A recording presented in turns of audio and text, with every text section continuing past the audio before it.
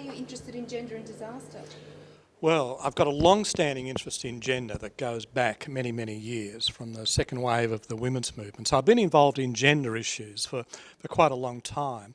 I've only recently started to connect with the whole notion of disasters, and I think it began actually when you and Deborah invited me to be on a reference group for the Men and Bushfires project that really kind of to bring a masculinity lens to the kinds of experiences of men following the bushfires, and also to offer some explanation about why men's violence against women seemed to escalate following a disaster.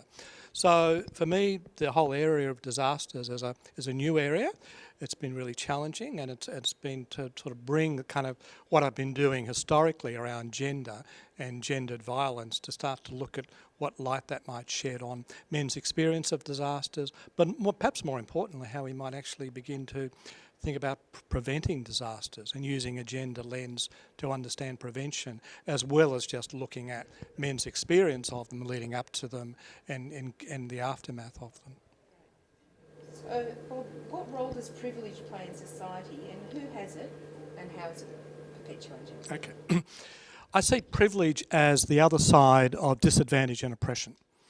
And so for every group that is disadvantaged and oppressed, there is a privileged group who benefit from that oppression. So if women are disadvantaged, men are advantaged. If Indigenous people are disadvantaged, people with white skin are advantaged. If those that gay and lesbian and transgender are discriminated against, then heterosexual people gain advantages and benefits through that process. So it operates through the processes often of members of privileged groups being unconscious of their privilege. So it doesn't require outward prejudice, although sometimes it can involve prejudice, as we know all too well, but more often than not, it involves members of privileged groups just going around living their lives without a consciousness and awareness of how they may be reproducing inequalities. So privilege is a form of unearned advantage.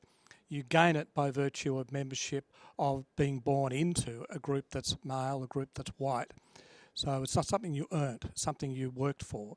It comes out of your membership of particular groups, it's unearned, and continuing to hang on to it without being aware of it is reproducing the inequalities in our society. So how is privilege apparent in the management of disasters? I think it's apparent in terms of the management. Emergency service organisations historically and continue to be male-dominated organisations. They operate on a command structure that's often military-like in its formation, very hierarchical. So the way in which disasters are managed then tends to reproduce and reflect the more patriarchal forms of organisation. And I think we need to sort of understand the unconscious elements that play out. We know that they're dominated by men, that women have started to make some inroads into those organisations, but not without some cost. So I think we need to start to look at the gender composition of emergency service organisations and how the way in which they operate and function may be reproducing some gendered inequalities in our society. Can you give me some examples of those gendered inequalities in emergency services? Well, apart from the way in which women who join the ranks of those organisations are treated, often the way in which they have to survive is to be like one of the guys. That means they have to go along with the kind of the joking, sometimes the sexualising of situations. They have to be almost become one of the guys to be able to be accepted. I think it can also function in ways that, I mean, we know that there's a particular kind of masculinity associated with being a firefighter, and we have this iconic image of the firefighter who with no concern about his own safety rushes into a burning building and carries somebody out over their back. So there's a very heroic kind of masculinity involved in the kind of firefighting, the sharp end of emergency services.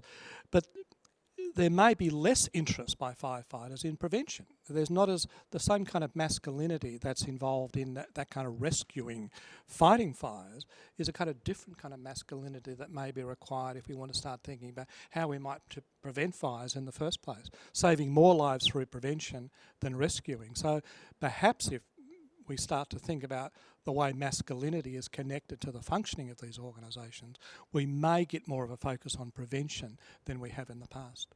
It sounds to me like you're saying there are rewards for being that or trying to live up to that iconic firefighter. There clearly are rewards, but there are costs as well. Because in living up to those expectations, it means that men have to close down their own vulnerability, their own emotions. We know from the experiences of men who've been interviewed, but by yourself and Deborah, how the men were unable to talk about their experiences because to do so would mean that they would lose their status and prestige in some way. They may not be approached and asked to be involved in the future. So there are costs for men as well as benefits and privileges, I think.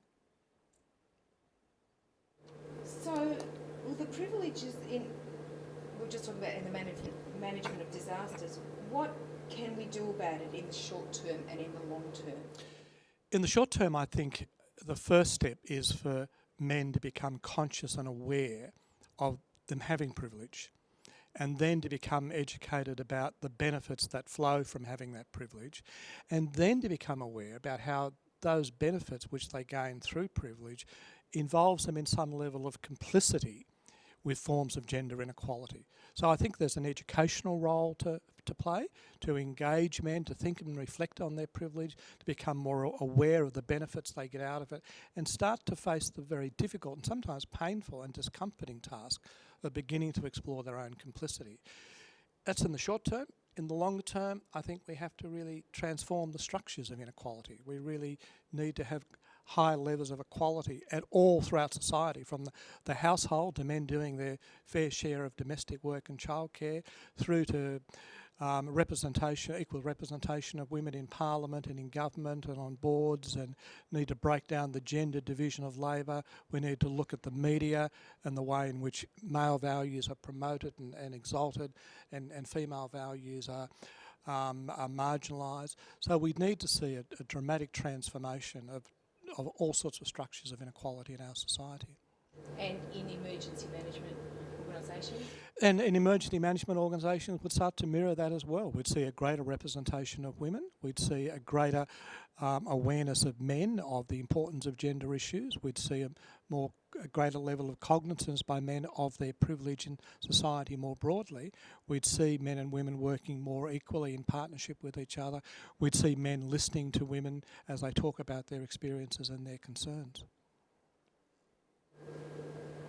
So, finally, do you have an example when lack of attention to gender had negative consequences, or when an attention to gender had positive outcomes?